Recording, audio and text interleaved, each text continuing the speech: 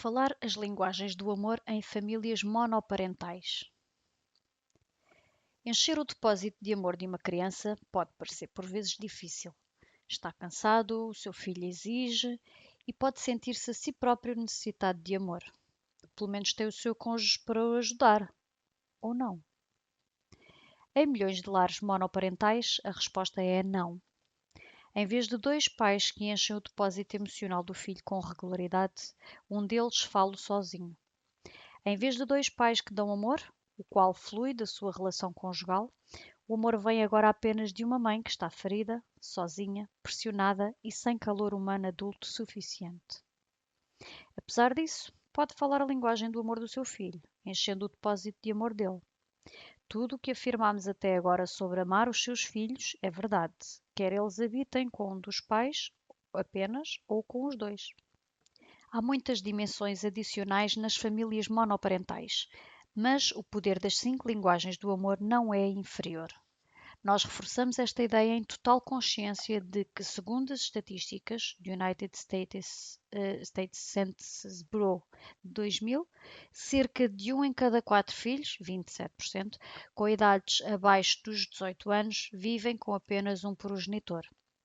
Devido ao facto de tantas crianças viverem em lares monoparentais, sentimos-nos na obrigação de abordar algumas das necessidades específicas destas famílias, incluindo a forma como pôr em prática as linguagens do amor com os seus filhos. Temos consciência de que os lares monoparentais não são todos iguais. Alguns deles foram causados por um divórcio e outros pela morte de um cônjuge. Alguns pais nunca casaram. Nos lares monoparentais que resultaram de divórcio, algumas crianças mantêm um contacto positivo constante com o progenitor que não detém a custódia, enquanto outros sofrem devido a um contacto negativo ou total ausência de relacionamento. Algumas famílias monoparentais vivem próximo de familiares e usufruem da vantagem da intimidade com avós, tias, tios e primos. Muitas outras vivem longe dos familiares e têm de se desenvencilhar sozinhas. Seja qual for a sua situação, se o leitor ou a leitora está a criar os seus filhos sozinho, nós sabemos que é capaz de demonstrar amor pela sua família de uma forma eficaz, especialmente se falar a principal linguagem do amor dos seus filhos. Tensões e confusões em casa. O progenitor que tenta sozinho satisfazer as necessidades dos seus filhos e simultaneamente manter uma carreira e alguma semelhança com uma vida pessoal, sabe as tensões que se passam em casa. Se esta é a sua situação, conhece bem demais as pressões de tempo, as exigências económicas e as mudanças sociais e pessoais pelas quais você e os seus filhos têm passado.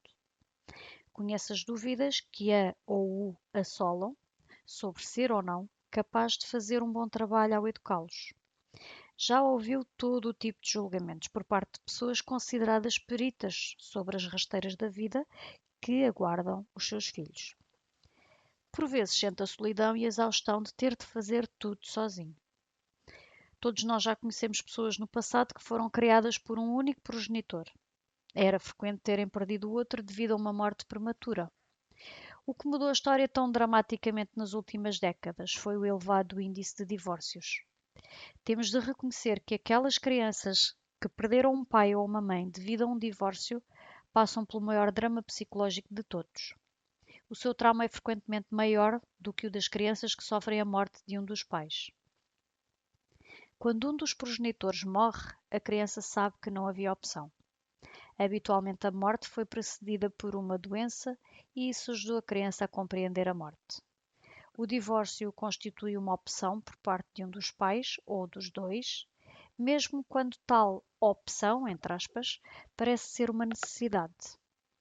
Um progenitor que enviuvou terá de lidar com as memórias de uma criança, mas não com a qualidade de uma ligação útil ou nociva em curso com aquele que se foi embora.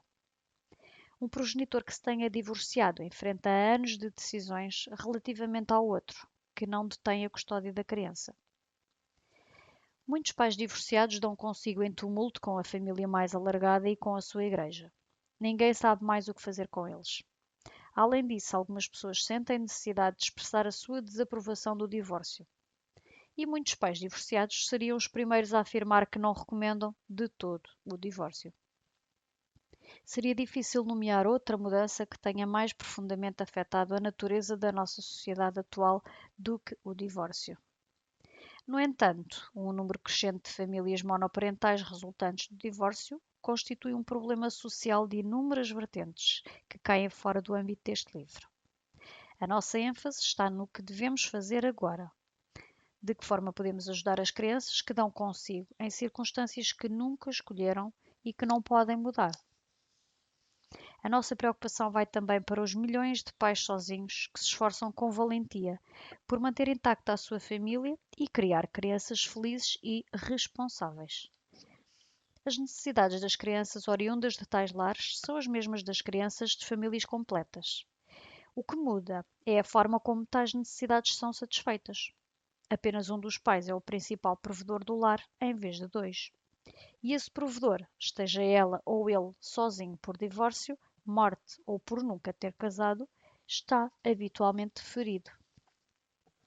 Pais feridos estão a tentar cooperar com os seus filhos igualmente feridos e, simultaneamente, têm esperança de os convencer que a vida pode ser bastante normal.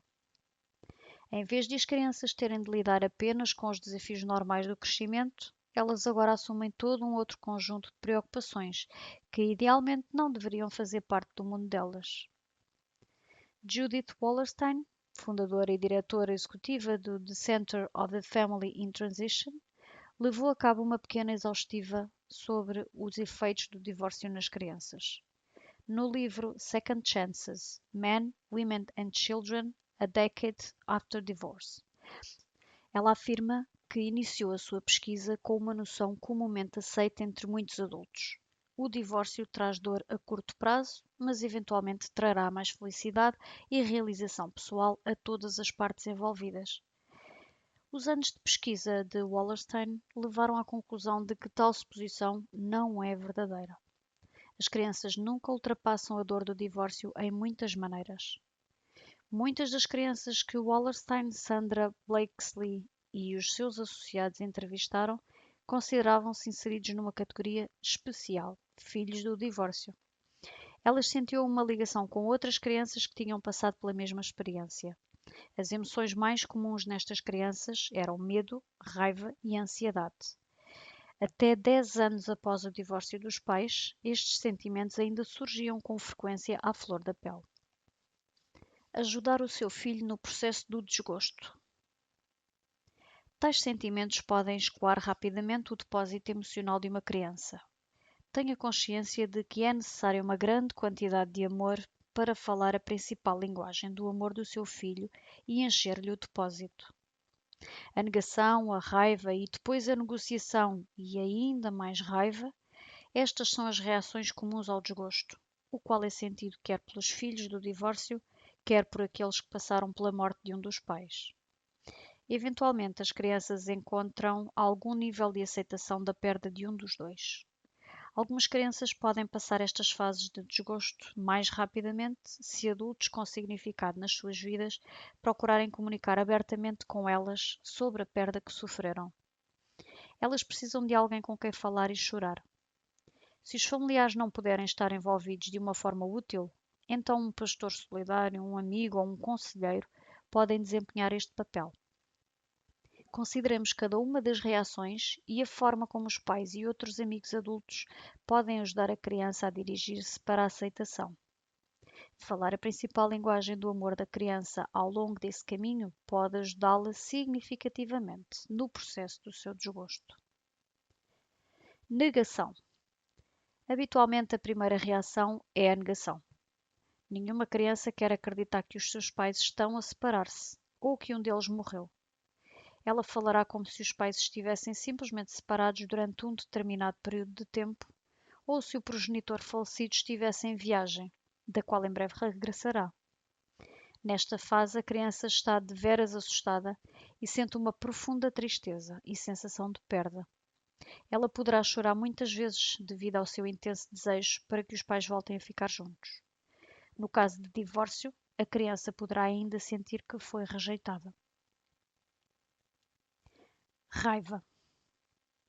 A fase da negação é acompanhada e seguida por uma raiva intensa. A criança está zangada com os pais por violarem regras não escritas da paternidade e maternidade. Os pais devem preocupar-se com os filhos e não abandoná-los. Esta raiva pode ser exprimida abertamente por palavras ou pode ser contida com medo de aborrecer os pais ou de ser castigada por palavras e comportamento de raiva. Uma criança que se zanga abertamente pode ter birras, explosões verbais e pode até ser fisicamente destrutiva. A criança sente-se impotente. Ela não tem voto na matéria sobre o que está a acontecer-lhe. Ela tem ainda um profundo sentido de solidão e sente-se incapaz de falar com quem quer que seja. A raiva da criança pode ser direcionada para o progenitor que saiu de casa ou para o progenitor que ficou com a custódia, ou até para os dois. No caso de morte, a raiva pode ser direcionada para Deus. A criança sente intensamente a necessidade de ser amada, de saber que alguém se importa realmente com ela. É pouco provável que ela aceite isto por parte do progenitor que se foi embora. A criança pode ou não receber amor cheio de significado do progenitor que mantém custódia. E se uma criança acreditar que o progenitor que está presente é o responsável pelo divórcio, ela pode não estar aberta às expressões de amor de nenhum dos pais. Por esta razão, os avós e outros membros da família, professores e líderes religiosos, precisam de ser sensíveis às suas oportunidades para satisfazer de forma significativa as necessidades de amor dessa criança. Se eles têm consciência da linguagem principal do amor da criança, os seus esforços para satisfazer essas necessidades emocionais serão bastante mais eficazes. A linguagem do amor do Robbie era contacto físico. O pai saiu de casa quando ele tinha 9 anos de idade. Olhando para trás, Robbie afirma: "Se não fosse o meu avô, acho que eu não tinha conseguido. A primeira vez que o vi depois de o meu pai sair de casa, ele abraçou-me durante muito tempo. Não disse nada, mas eu sabia que ele me amava e que estaria sempre disponível para mim. Sempre que ele me ia visitar, abraçava-me, e quando se ia embora, fazia a mesma coisa.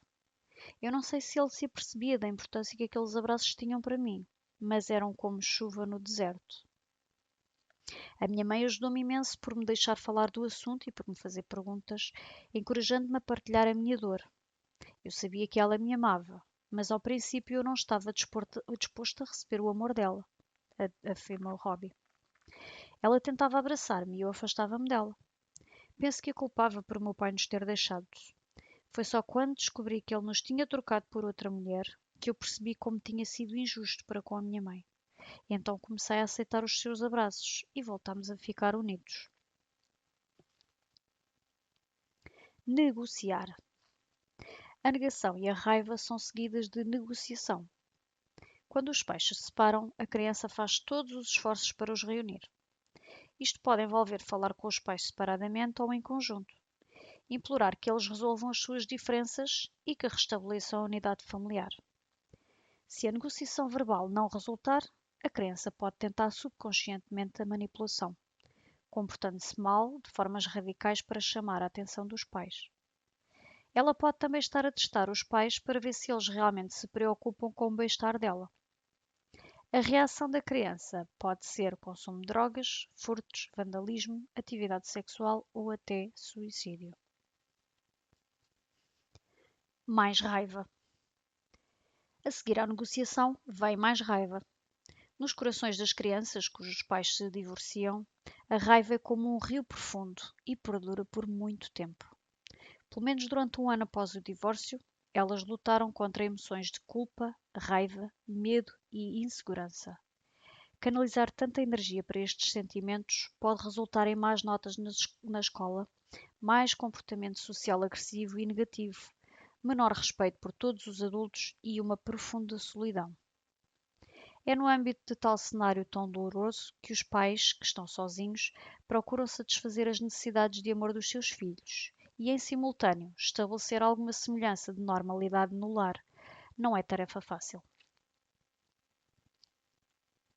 Usar a leitura e a conversa como ajuda. Um problema adicional que está ligado à perda e ao desgosto é que as crianças completamente dominadas por sentimentos negativos têm muita dificuldade em pensar com clareza. Se está sozinho com uma destas crianças, lerem juntos pode ajudá-los a começar a pensar com mais clareza sobre a sua dor e perda. Deve ter um livro de histórias que elas compreendam. Selecione histórias, canções e poemas apropriados às idades dos seus filhos durante os primeiros anos da adolescência. Estes podem ser momentos aconchegantes e de ligação. Muitas histórias agradáveis têm fortes lições éticas e morais, como por exemplo Pinóquio e as histórias de Beatrix Potter. Há vários guias para ajudar a escolher boa literatura. Nós recomendamos Honey for a Child's Heart, de Gladys Hunt, Books That Build Character, de William Kilpatrick, e The Book of Virtues, de William Bennett. Fique atento às reações do seu filho enquanto lê para ele. Pergunte-lhe o que está a pensar para criar oportunidades para falarem ao nível dele. Se está a ler sobre uma criança ou um animal que está perdida e o seu filho exprime preocupação, tem uma excelente oportunidade para elogiar a sua preocupação com a personagem da história. Pode também falar do que se sente quando estamos perdidos ou quando perdemos alguém que amamos. Este tipo de ensinamentos são muito importantes para ajudar as crianças a lidar com a culpa e as críticas, quer em relação a elas próprias, quer em relação aos outros. Todas as crianças jogam o jogo da culpa. Não é justo, foi ela que começou. É um refrão vulgar. A raiva pode confundir-lhes o pensamento. Não é raro elas acreditarem que culparem os outros é justificável simplesmente porque elas estão zangadas. Quando estão calmas, pode explicar-lhes os diferentes aspectos de uma determinada situação, não só sobre outras crianças, mas também sobre o que aconteceu na vossa família, para que elas comecem a valorizar os pontos de vista das outras pessoas. Isto não significa que nenhum de vós tem de concordar com todas as outras pessoas. Em particular, quando as crianças se sentem terrivelmente injustiçadas pelo progenitor que elas pensam terem-nas abandonado, elas precisam de saber que o seu sentimento de perda é natural e que não há razão para se sentirem culpadas. Outra coisa que o leitor pode fazer enquanto lê com o seu filho é falarem sobre o que está a acontecer na vida diária dele e também inventar histórias. Isto ajudá-lo a entender o que lhe vai na alma a níveis que ele não consegue articular através de uma conversa. Procurar ajuda. Nenhum pai ou mãe é capaz sozinho de satisfazer as necessidades de amor de uma criança. Tal como afirmámos antes, algumas crianças podem não aceitar o amor de nenhum dos pais. A dor e a raiva delas são tão grandes que nem sequer darão qualquer possibilidade de amor. É aqui que os avós e outros membros da família mais alargada, assim como a igreja e a comunidade, podem ter um papel importante. Se o leitor é progenitor único, não fica à espera que as pessoas perguntem se podem ajudar. Algumas delas podem conter-se por não querer interferir na sua família. Outras podem não estar cientes da situação.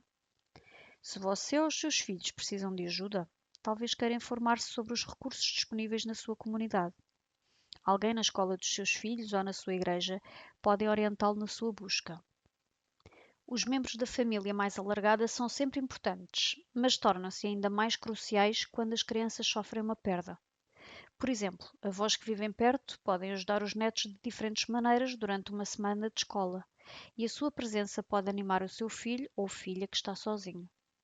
Eles podem ir até à sua casa e ajudar as crianças a prepararem-se para a escola pela manhã. Se uma das crianças precisa que alguém a vá buscar durante um dia de escola, eles estão disponíveis, assim como estão disponíveis para consultas médicas, atividades desportivas ou lições de música depois da escola. Há muitas pessoas que gostariam de ajudar famílias monoparentais, se souberem que a ajuda faz falta. Elas querem sentir-se úteis e você precisa de ajuda. O único problema é fazer coincidir as duas coisas. A igreja local é um bom lugar para fazer isso acontecer, e algumas igrejas criaram redes de contactos neste sentido. Se o leitor tem dificuldade em fazer saber as suas necessidades, lembre-se apenas de que está a fazer isto em primeira instância, não para si próprio, mas sim para o bem-estar dos seus filhos. As linguagens do amor em lares monoparentais. A necessidade de uma criança para amor emocional é tão importante depois do divórcio como antes. A diferença reside no facto de o depósito de amor da criança ter sido perfurado pelo trauma grave do divórcio. Esse depósito do amor terá de ser reparado através de horas de escuta solidária e de apoio e de processamento das emoções de que falámos previamente. Alguém terá de cuidar da criança através do processo do desgosto, se queremos que ela volte a acreditar que é realmente amada. O processo de reparação do depósito do amor é por si só uma expressão de amor. Escutar muito e com atenção, falar menos, ajudar a criança a encarar a realidade, reconhecer a dor, ser solidário na dor dela, tudo isto faz parte desse processo. Naturalmente que a principal maneira de atestar o depósito do amor é falar a linguagem principal do amor do seu filho. Mantenha presente na sua mente que a linguagem principal do amor da criança não muda simplesmente porque os pais se separaram, como resultado de divórcio ou por morte. Aprenda a linguagem principal do amor do seu filho e depois explique-a aos adultos mais importantes que o rodeiam. Caso contrário, adultos preocupados terão tendência para falar com a criança na sua própria linguagem do amor. Os seus esforços para demonstrarem amor podem continuar a ser úteis, mas poderiam ser mais eficazes se eles compreendessem a linguagem principal do amor do seu filho. Nas primeiras semanas após o divórcio, quando uma criança pode sentir-se incapaz de receber amor de nenhum dos pais, outros adultos à sua volta que são importantes nas suas vidas podem ser os únicos capazes de exprimir amor à criança. Se o seu filho recebe amor principalmente através de palavras de apreço, ele poderá tê-las dos avós ou de outras pessoas, embora temporariamente as rejeite de si. Uma criança cuja principal linguagem do amor é presentes pode de facto atirar o presente à cara de um pai ou mãe recentemente divorciado. Não fique aborrecido. Em vez disso, perceba que este comportamento faz parte do processo de sofrimento da criança. Uma vez que a criança tenha atingido a fase de aceitação e já compreendeu que não pode reparar o casamento dos pais e que vai ficar a viver com apenas um deles, talvez ela receba amor a um nível emocional dos dois pais. Se as crianças receberem dois tipos de amor certos nos momentos em que elas precisam especialmente deles, elas podem sair ilesas das dores da separação familiar e avançarem para vidas adultas gratificantes. Um bom exemplo disto é Bob Cobrbush, diretor executivo da Christian Camping International. O pai de Bob era um homem de negócios bem-sucedido e a mãe era dona de casa. Quando Bob era novo, o seu pai desistiu dos negócios para se juntar a uma seita, mudando por várias vezes a sua família de 5 rapazes. Quando o pai adoeceu com poliomielite e ficou completamente incapacitado, a família regressou à propriedade no Wisconsin para ficar próxima dos restantes familiares. Quando Bob tinha 9 anos, os pais divorciaram-se. Por volta daquela altura, Bob e os irmãos foram influenciados pelo cristianismo. Todos receberam Cristo como seu Salvador. Sem meios de subsistência, a mãe foi forçada a recorrer à assistência social até ser capaz de arranjar trabalhos ocasionais suficientes. Mais tarde, ela acabou a sua instrução oficial e tornou-se professora. Atualmente, Bob e os seus irmãos estão casados e felizes, instruídos e são pessoas produtivas. Bob diz: "A minha mãe sempre deu importância às coisas importantes de uma forma positiva. Ela não falava das coisas negativas. Era como se fôssemos uma família normal. Eu não sabia que não éramos. Eu não sei o que seria de nós sem uma mãe divinal e uma família alargada para modelar a prática de uma vida cristã. Eu agradeço a Deus pelos meus antecedentes e pela minha mãe." Archibald Hart, professor de psicologia num seminário da Costa Oeste, dá ao poder da família e a Deus todo o crédito por ter crescido forte num lar monoparental. Originário da África do Sul, a família Hart separou-se ao fim de 10 anos de conflito. A mãe de Archibald parecia mais feliz depois do divórcio, mas as preocupações de ordem económica forçaram-na a mandar Archibald e o seu irmão a viver com os avós. Estes eram uma forte influência cristã que motivavam os rapazes dizendo: "Não há nada que vocês não possam fazer." Hart dá o seguinte conselho a pais sozinhos: "Nada é imutável. Se não tem agora uma rede de contactos de apoio, construa uma e ficará surpreendido de quantas pessoas reagirão. Os seus filhos podem tornar-se mais resistentes, produtivos e criativos se as circunstâncias forem as certas. Uma vida que é demasiado fácil não faz bem à alma. Mantenha a esperança e agarre-se aos seus sonhos para os seus filhos. Apesar de as coisas parecerem agora duras, há outro dia, outro ano. Se você e os seus filhos estão a fazer progressos no sentido de se afastarem do sentimento de perda, se todos vós estáis a crescer nas diferentes áreas da vida, pode ter a certeza de que o crescimento continuará. Já se tornou um padrão, um hábito que não será facilmente esquecido.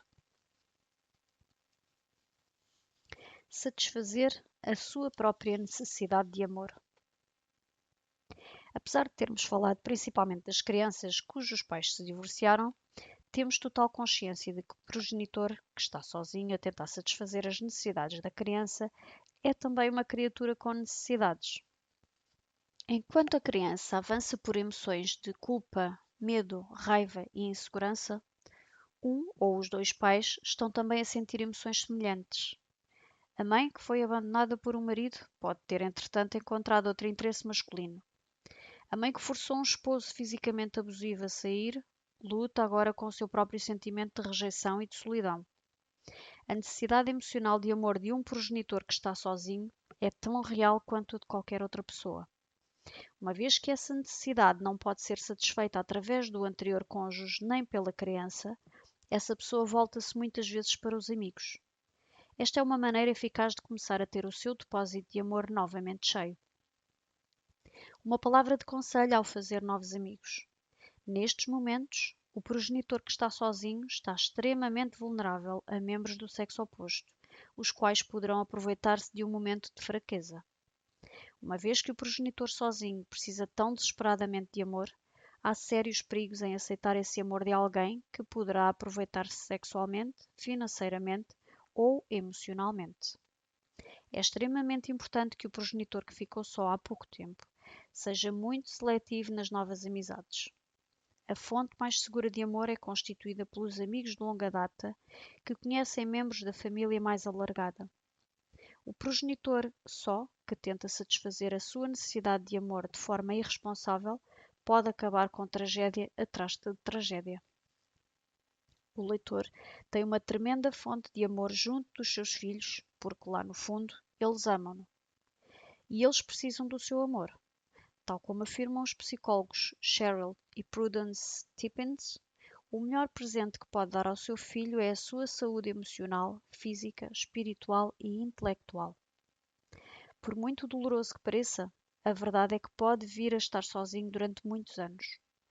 Durante esse período de tempo, longo ou curto, vai querer dar aos seus filhos um exemplo de integridade e responsabilidade, que pode servir de modelo para eles na sua viagem a caminho de um estado adulto responsável.